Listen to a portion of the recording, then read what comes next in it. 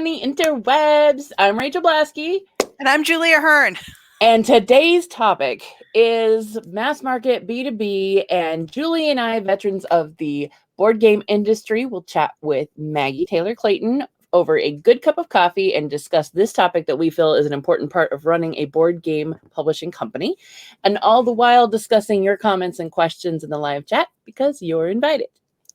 This episode is brought to you by XYZ Quarks, Season 1. Sneak around the zoo, cultivate and garden, and pull off a heist. I love a good heist. Coming to Kickstarter June 8th, get three pocket-sized bluffing strategy and social games for only $30. XYZ Quarks, quirky, elegant, and delightful games designed to be the perfect pocket portables. Go to xyzgamelabs.com/quarks and hit that notify me button. Oh, wow. Okay. Now that you know that that's the tone, everybody is going to want to share the stream, so I'm going to give you time to do it right now.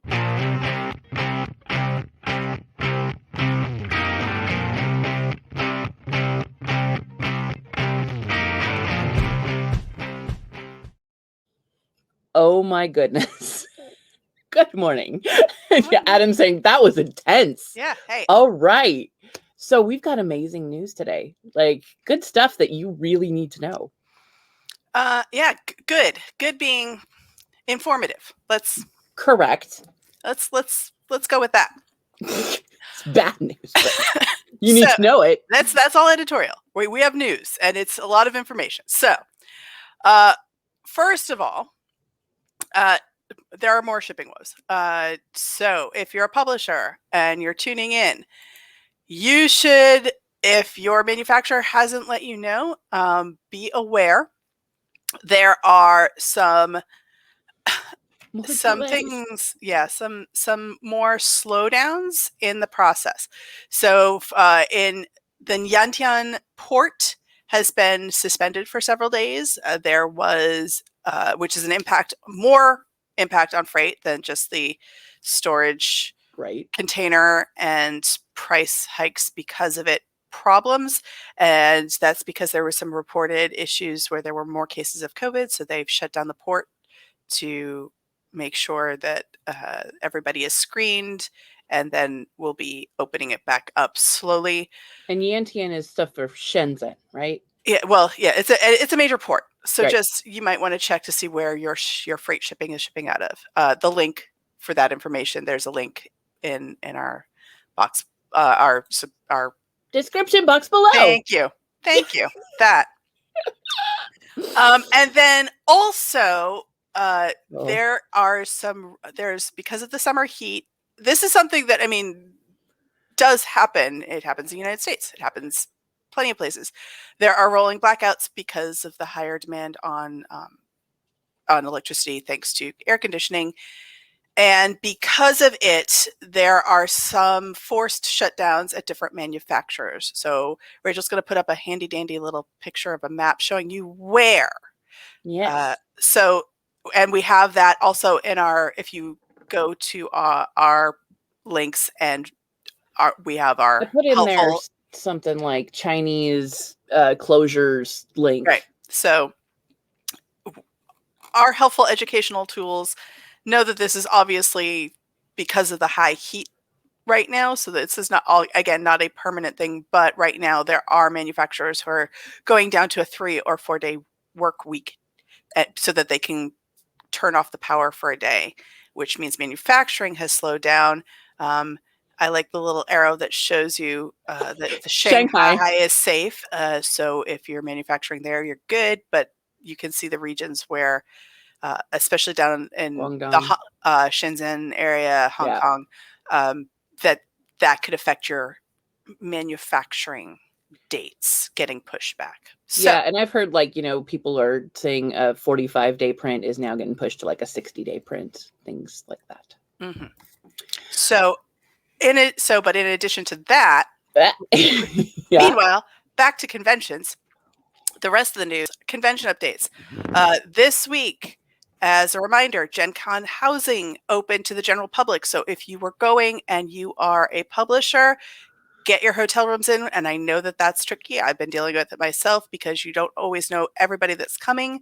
And for Gen Con specifically, they want the exact number of people in the room, and then they want names for those people and emails. So poor Jeff, who is a playtester in my company, has 3 hotel rooms right now holding space because I know I'm going to have more people at my booth, but I haven't finalized them. So he's in all 3 rooms at the moment that I've booked. He's very excited about that. You should just walk through and be like, and because this you can is my edit the bed. names later, but you have to cancel to change the number of people in your room. Another thing that you should be mindful of is that, if you were somebody who had quite a few people in one room because of COVID, spacing out, you might need more hotel rooms than you typically needed, or be working with less people at your booth. Something to think about. Link to all of the housing information on Gen Con is also below. And then finally, Gamma is next week is hosting their quarterly network meeting, and exhibitor sign up. The deadline is June 1st. So if you are thinking about doing it, so think of what we did for Gamma, the convention where it's in spatial chat and there's going to be networking. And on June 1st, they are opening it up for retailers to sign up. So if you are a publisher who wants to have a virtual booth, and go it's sign up now. complimentary, right? If you're a Gamma member. If you are a Gamma member, this is a complimentary service. You do not have to pay for it. What you do have to do is sign up for it, though. And so the link for that is below. That will take you directly to it. Tell you what it is. It's Thursday, June 10th from 1 to 5 is when it will happen. Deadline is June 1st. Retailers will sign up. And there is a scheduled program for networking, facilitator discussion about the bylaws, which is a topic that is near and dear to my heart, about the changing of the bylaws and questions people might have. More networking time. So it's baked in a lot of just being able to talk to other publishers and retailers about what you're doing currently, and it'd be like a little mini visit with all your networking friends and peers. So I strongly recommend it because it is at no additional cost, but you have to sign up to make it happen. So there we go. That's the news. Wow. All right. That was chock full of good stuff today.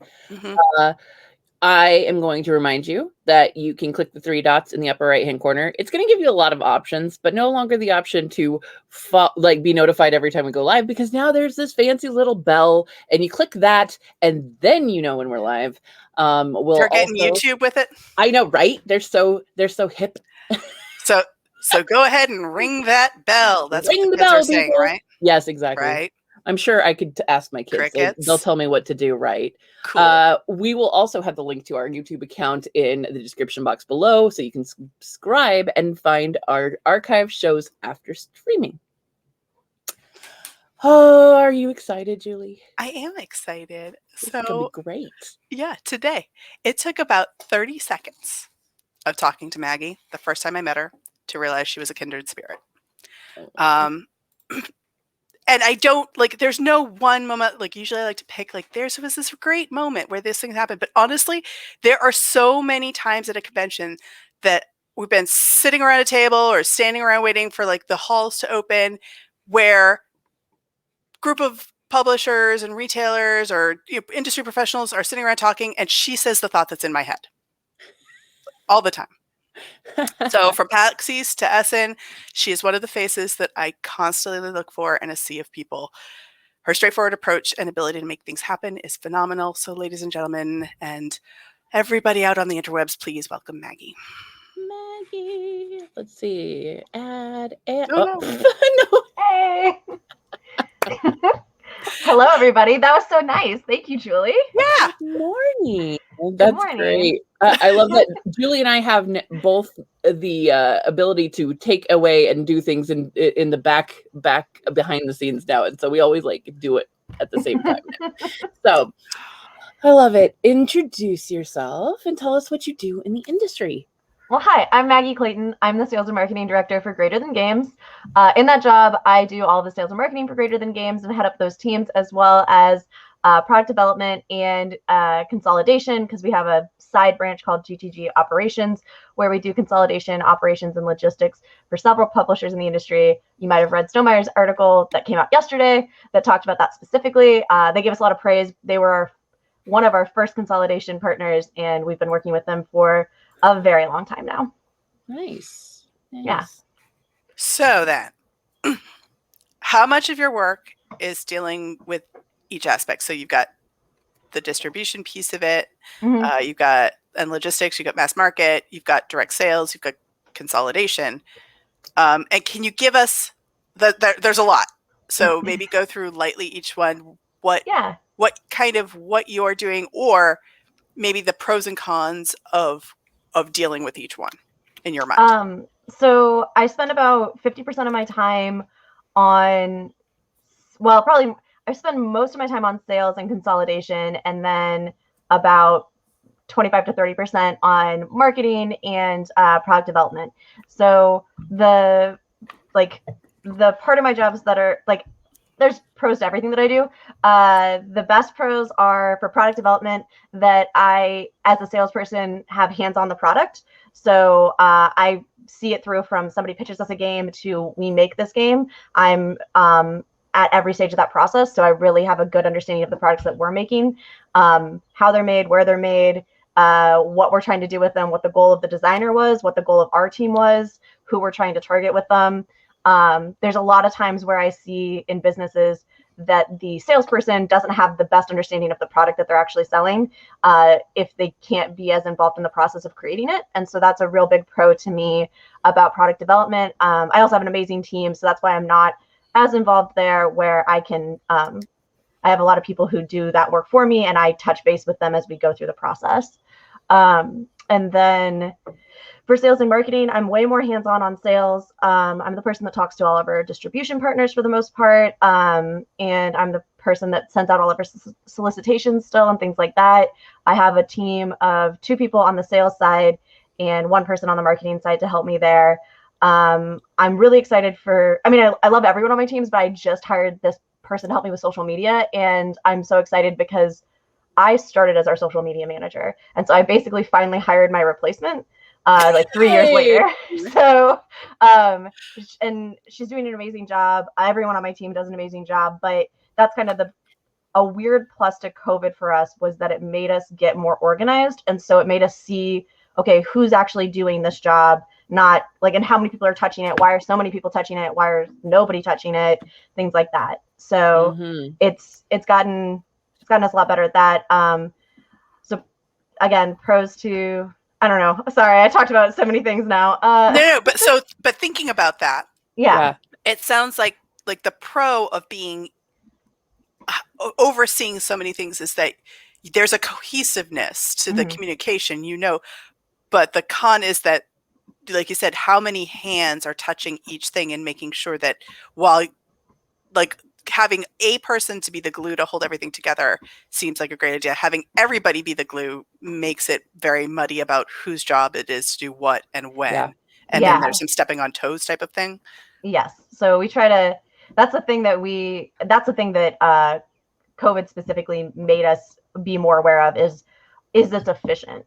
Are 3 people doing a job that 1 person should be doing? And have we somehow not streamlined this because we're so distracted with conventions, or we're busy doing this thing or that thing? And so it made us kind of focus on that and realize, all right, when I'm out of office, who's doing this job? When somebody else is out of office, who's doing this job? And things like that. So it helped us streamline things a lot. And my sales team specifically, we went through and we're like, okay, what are all the jobs that we do on sales team? And who's the main person? And then who's the backup for that person? And that's all we need. No one else needs to touch this. Right. So I love the organization. It made me feel so good.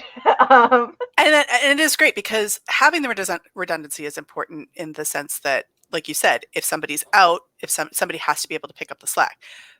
And also to have a secondary so that you can have almost the reality check. Did we catch any silly typos? Or, hey, is this the message we want to actually deliver? Is it saying what we think it's saying? Or is there something happening that I didn't know about that somebody else might see. But having but I get to make the decision and go forward also means that it's not 4 days before you have an approval to send out a post, which Yes, I know does happen in bigger companies as well. Yeah. And smaller ones too sometimes. Awesome. So are there additional challenges of, having warehousing and shipping and your own games, and as a publisher, what the other publishers might not be considering? Yeah. So pretty much anytime I walk into a consolidation meeting, most of the publishers that we're working with, not everybody, but most of them are in a position where they can't have a warehouse or have never had a direct warehouse to work with. They're always using like a 3PL or something like that. So they have challenges working with people who are not specialized to work with board games. And we are like, oh, this is how we handle this process. And they're like, oh no, nobody has ever done that for us before when it comes to certain things. So like inventory tracking and things like that, we have a pretty efficient system for how we track our inventory. And we've had people tell us that we've had pretty large companies in the industry tell us that like their 3PLs have lost, 20 pallets before. And I'm like, we have never in our life lost a pallet of games. I don't know how you could do it. 20 pallets? Yeah, I was like, and you still work with them? And they were like, well, it's busy. You get busy. And so you keep doing the thing that you're doing because it's working well enough. Right. But 20 pallets is like unacceptable any pallets is unacceptable in my mind. We've maybe lost like 10 games where someone took a case and took it to a show and then it didn't get added back into inventory properly. But it's pretty easy for us to track ourselves. And that's kind of the biggest one that I hear a lot when it comes to like warehousing that people aren't used to or don't understand is the tracking of inventory. And so even when it comes to receiving product, we're very like, you have to send us a pack list. You have to tell us what you think is in this. We want to get the pack list from a factory if it's coming from a factory.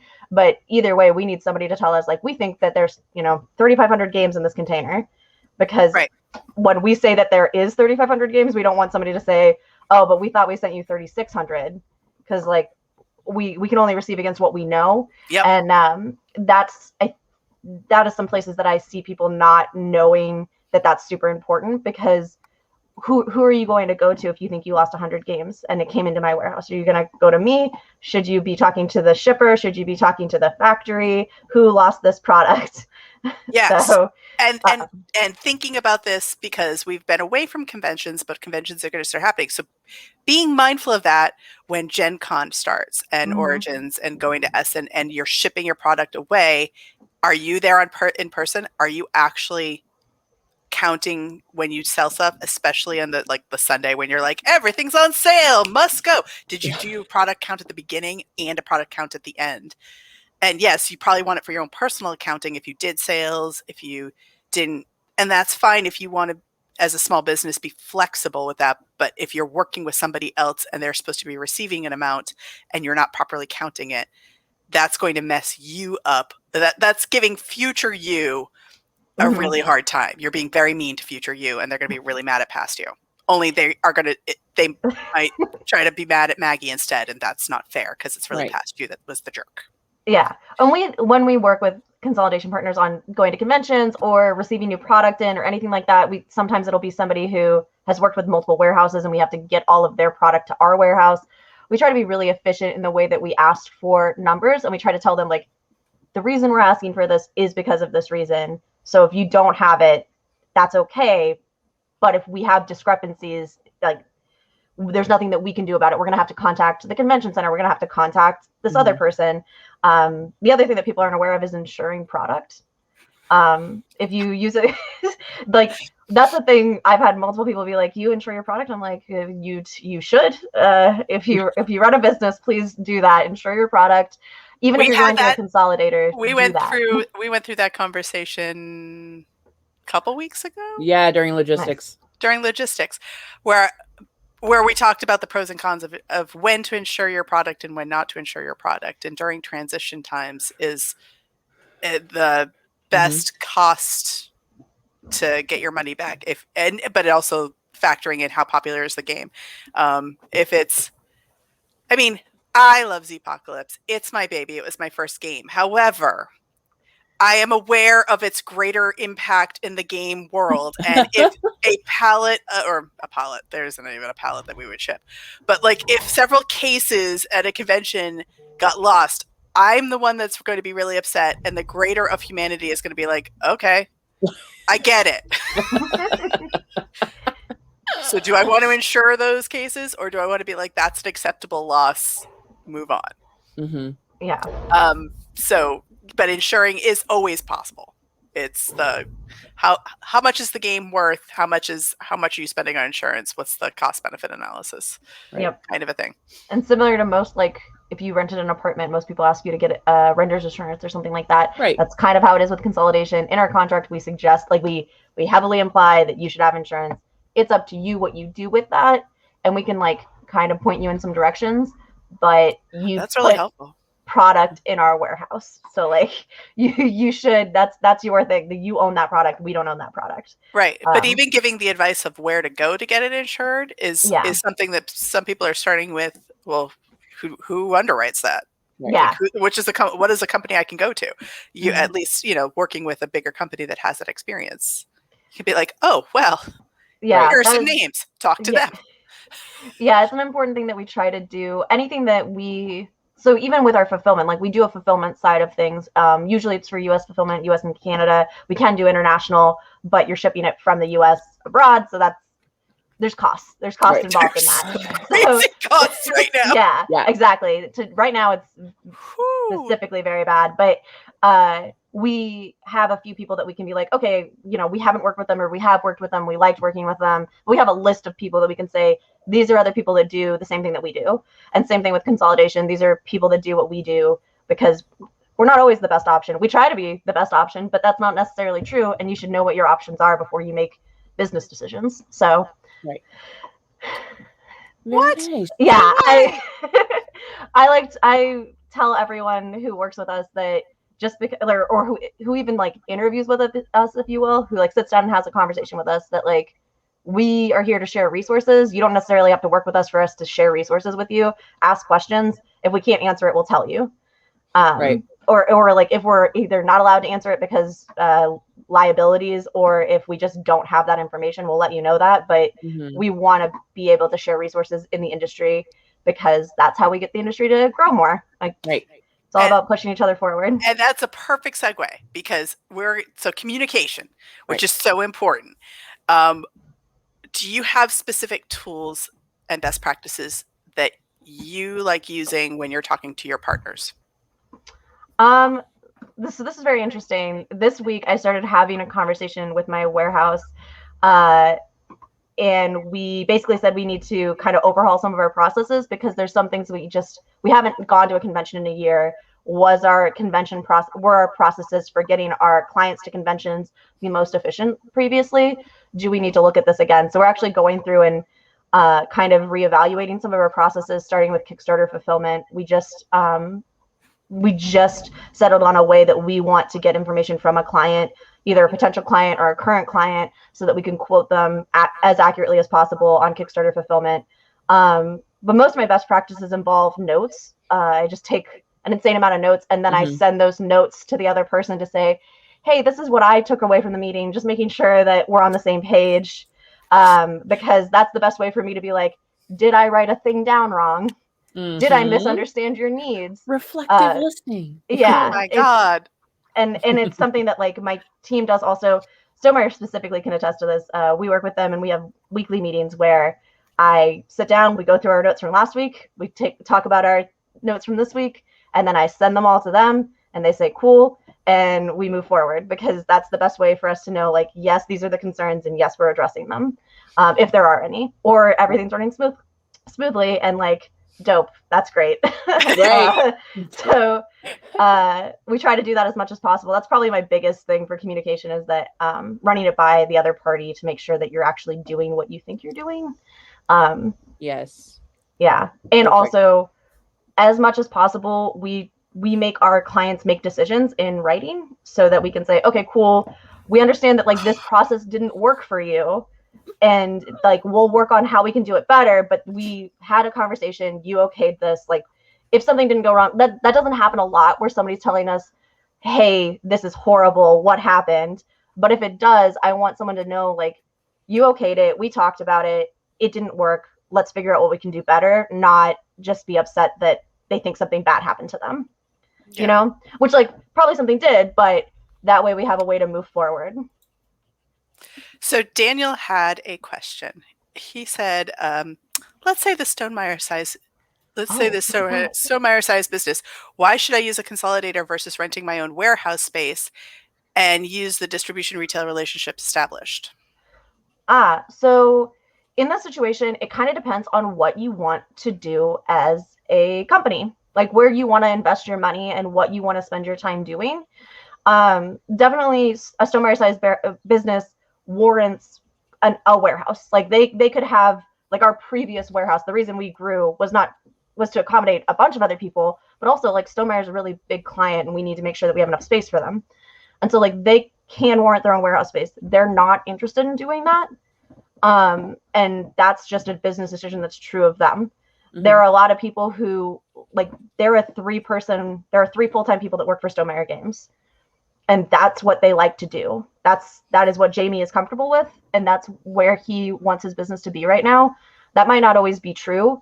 But that's kind of what it is what does your company want to do? Do you want to manage those retail relationships? Do you want to manage those distribution relationships?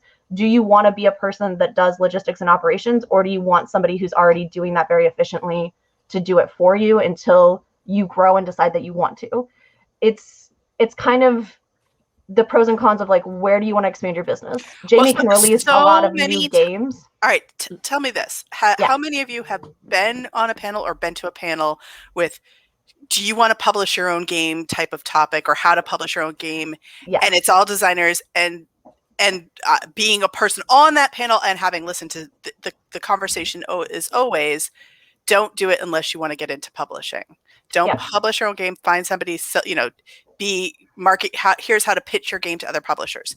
And what you're saying is, but if you don't, and you want that, you want to have that touch on finalizing your game and that piece of it, but you don't want to deal with the after part, going to like Greater Than Games or a company that does that, a lot of the logistics piece of it is a potential option, at least to see if that's something that company is interested in also pursuing with you, that you can do that as well. And so as a designer, you have the I will take from column C kind of answer.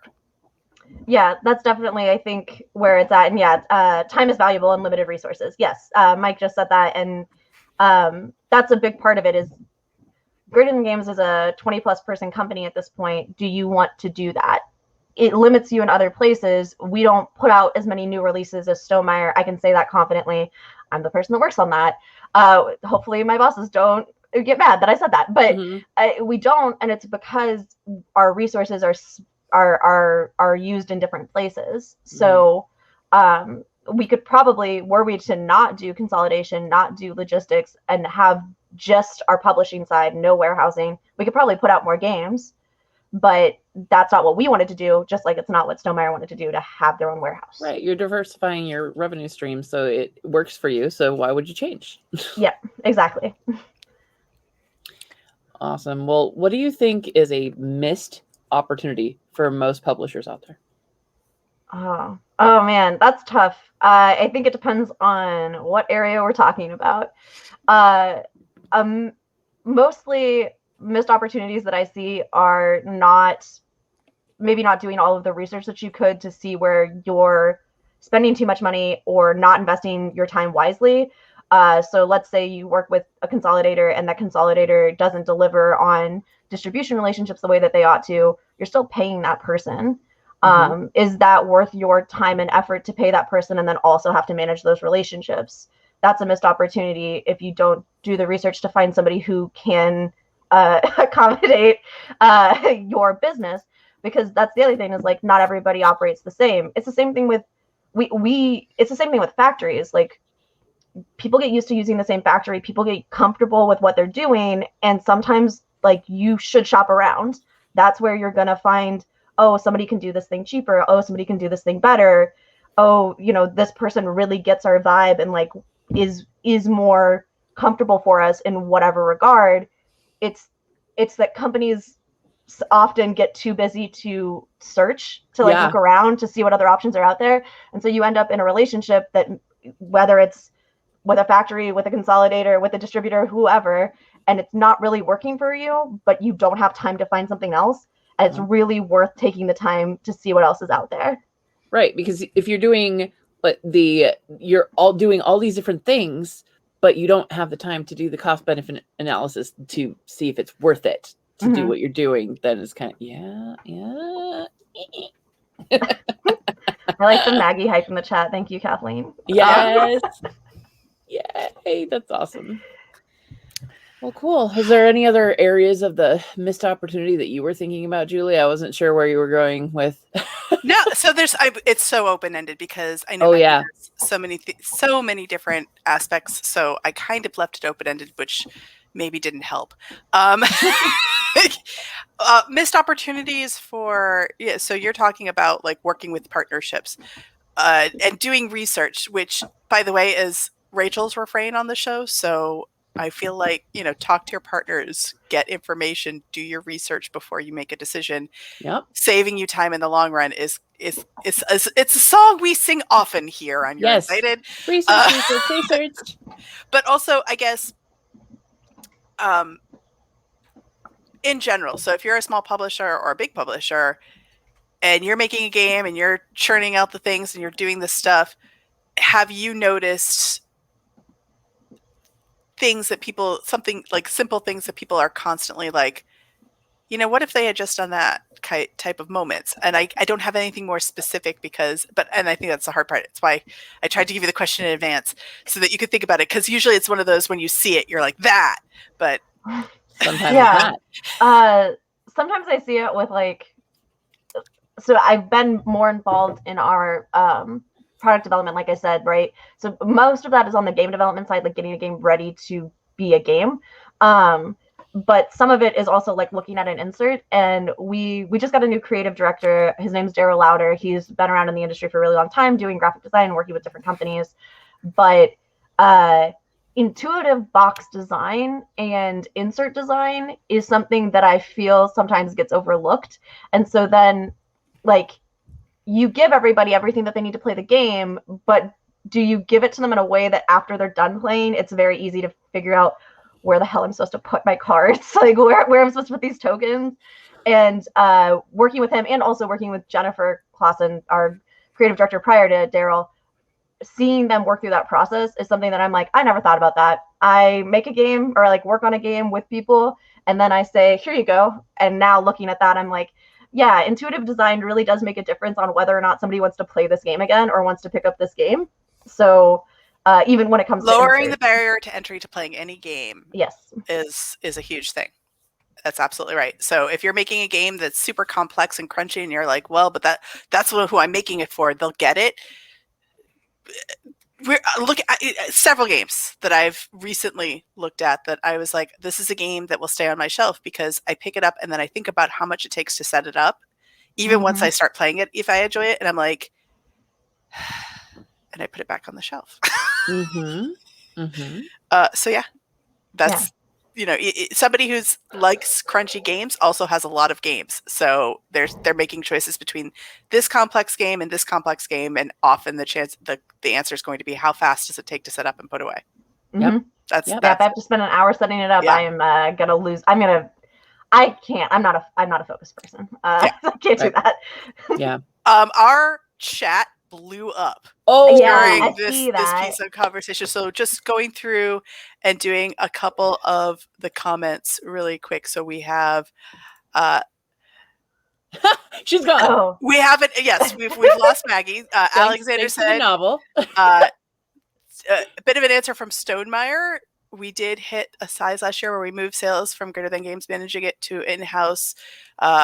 But like Maggie said, if Stonemeyer was running its own warehouse, we'd probably need at least a half a dozen warehouse employees. It would still need a top-notch warehouse manager to do it as good as Greater Than Games does it for us. So decreasing risk management. That's pretty awesome.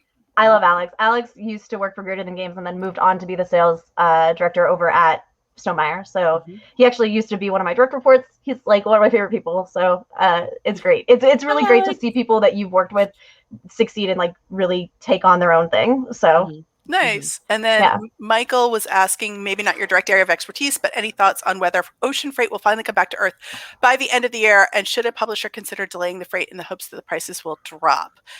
Maggie, I'm going to let you answer this, and then I think Rachel and I have had several conversations with people and can also give our way in. So personally, we haven't really seen, like, it's definitely worse now than it was last year or even at the end of 2019. But ocean freight has been a problem since 2019. I don't think that it's going to suddenly resolve. I think that if you're a publisher who's stuck at a port like we are, and the option is pay $38,000 to get a container out to the ocean, as well as what it costs to just normally pay it, you really need to think about what the value of the product that you're shipping is and what your margins are before you do something like that. Some people, it's definitely justified for us. When that was presented as an option, given the product that is sitting at port, we said, no, that's really not reasonable for us. And so it's every publisher's decision. I wouldn't pay the additional port fees to expedite your shipping because I don't think that it's actually going to help you that much. But that's just me personally. Yes. So, and then Rachel and I have been on conversations with, clearly this is like what we do now, because it started as, let's find some information for news on our show. And now it's like, this is our life. So the general consensus is that prices are not going to go anything but up and not get maybe rewrited until Chinese New Year is the conversation I keep hearing, and it's because the demand is still so high, and so you can't wait that long. It's a shipper's market. Yeah, that's so true. Well, I've been hearing so many people talk about how manufacturers are starting to like charge rent on, charge storage fees because people aren't picking up their stuff because they're trying to wait it out. And I mean, then you've got fees there too. So, that is another fun thing that I am also dealing with personally. It's great. I love it. So Daniel said, how does a consolidator effectively market hundreds of clients at once? There we go. To a distributor or retailer. Are you relying on the publisher to directly market and drive interest so that you can simply fulfill orders? So I have a lot of opinions on this personally. I don't think that it is possible for, like, the way that my team is built currently, I cannot take on hundreds of clients. I do not want to take on hundreds of clients, and I will not take on hundreds of clients. And that is my personal opinion, but I've also told my CEO, like, hey, I'm not doing that. I don't want to be a consolidator like some of the consolidators we've seen in the past, where somebody signs up, they get maybe into like one or two shows through that, maybe they get shown at Gamma, maybe they get shown at New York Toy Fair, and that's it. I don't want to do that, and I see that happen a little too often for my personal taking. I don't like that. So I think it's not possible unless you've grown only to do consolidation and you have you have to have, 20 people at least doing marketing for that. And you would have to be constantly reaching out to distributors and retailers. You would have to have different people creating different newsletters, creating different forms of solicitation. Which means all your people also need to know all of the product that they're working on, which is hundreds of clients. It would end up being me assigning a person 10 clients and that person having to handle the marketing and sales for those 10 clients. And so, you're looking at least 10 people for 100 clients. And I can't do that. Don't want to do that. That's not what we're built on right now. Admittedly, that could change. We could decide, let's hire a whole sales team just to market to people and things like that. But that's not what we do currently. We're actually very selective about clients that we work with. We want to make sure that you're a good fit for us, just like we're a good fit for you. And that depends on what your company goals are and what you're looking to do and how you're looking to grow and things like that. I do rely on some amount of publishers doing marketing themselves. But what I want is I want you to have an active social media presence. I want you to be reaching out to your consumers, and I want consumers to then go into a store and ask about your product. I don't necessarily need you to market to a retailer or a distributor, but you can. What I'm really looking for is that grassroots marketing so that you're driving your own sales somewhere. Because if no one's ever heard of you, it becomes a very difficult job. And here's what I find. Most publishers don't understand the difference of who they're marketing to, Mhm. and Audience. either go understand retail marketing very well or Yeah. understand grassroots marketing very well. A smaller publisher, and I'm guilty of it too, tends to focus on one or the other and so saying this is the piece I'm taking off your plate. This is the piece I'm going to. It's still communicating. This is the piece you're paying me to do. This is the piece you're not, but they're two different things. Yep. Yeah, and that's exactly what we try and explain to people is that like you still, if you want to have an afterlife after Kickstarter or after whatever very successful thing that you've done has happened, you need to engage with your fan base.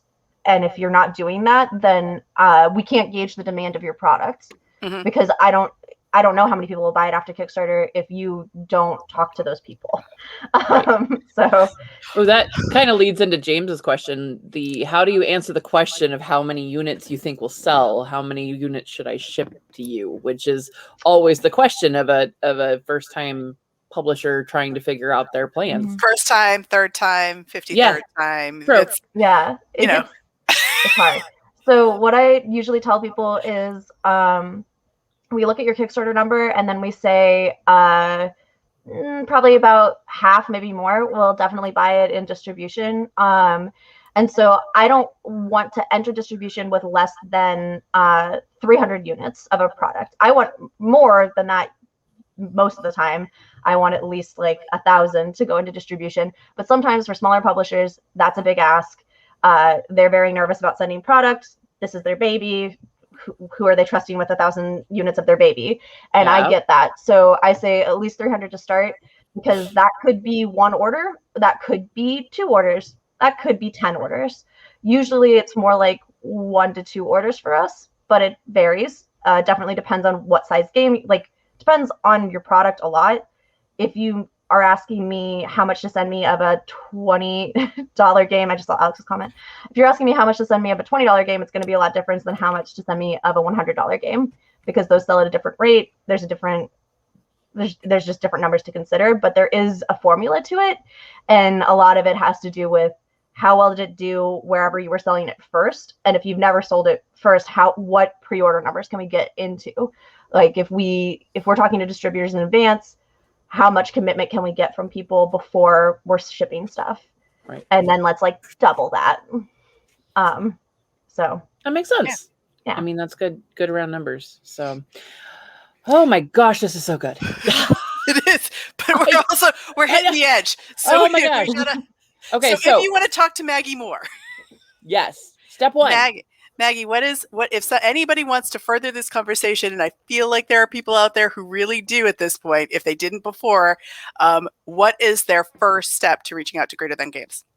So if you're interested in talking to us about operations and things like that, specifically consolidation, please email operations@greaterthangames.com. If you are a friend of mine who just wants my opinions on stuff, you can just message me on Facebook. I'll respond. So cool. Awesome. That's great. Yeah. Thank you guys. This is really fun. I love this. This is so much fun. So what do we have going on with quick you catch up? week? Yeah. This week. Okay. So still playtesting, but like we said, I just love that. I did this to myself, Rachel. Guys. No, I'm going to just cut it. Stephen Bonacar, are you happy? I'm branding. I'm cutting out all the competition right now. Yes. Getting ready for board game conventions, and yes, they're in September. Plenty of time, except that no. So this is we were doing our new banners, and my center banner is a history of Greenbrier games. So the bottom, if you go from the bottom to the top, it's the oldest games to the newest releases. And that's going to be our center banner this year. So I've been working on pretty art things for long-term marketing goals. That's what I've been working on this week mostly, is convention stuff. That was the fun one. There was a lot of less fun ones that involve a lot of phone calls and right and numbers. But that's what I've been doing. I think it's gorgeous. That's a pretty. And what have you been doing? Me, I have been absolutely head down trying to get a convention to launch. I am helping with the local regional con here in Lincoln called Great Plains Game Fest, and we have our important dates out now. Well, about to. You guys always get the scoop. So June 1st, we're going to open our badge sales and our vendor booth applications and our sponsorships, because somebody wants to pay for lanyards for us, and all the fun things and events. And it's just been working in the back end of tabletop.events a lot.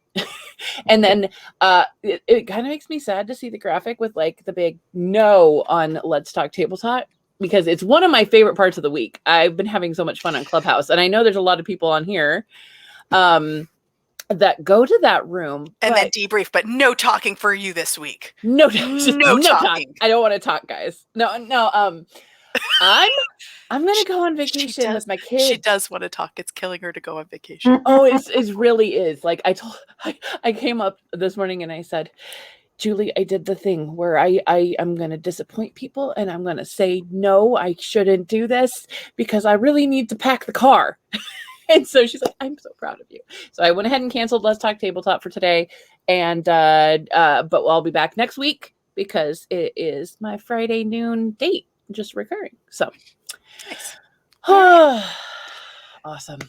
So wow. I just want to keep going, but I know we have to stop. So I'm going to say that's right. Thank you so much for joining us, Maggie. This was great. Thank you guys for having me. This was terrific. This was awesome. I mean, I'm not shocked here. I knew this was going to be awesome. This is lovely and awesome Friday morning, but it was also super informative, I think. And I think a lot of people out there needed to hear some of the things, and we're happy to listen as well. So thank you, everybody else, also for tuning in and listening. And this awesome session was sponsored this week by Arcane Wonders. So once you're done here, go see all the cool things they're doing. You can also check out our stuff on Facebook, Instagram, YouTube, and Pinterest, and links are all in the description box below. So enjoy your Friday, everybody. And remember, next week, you're invited.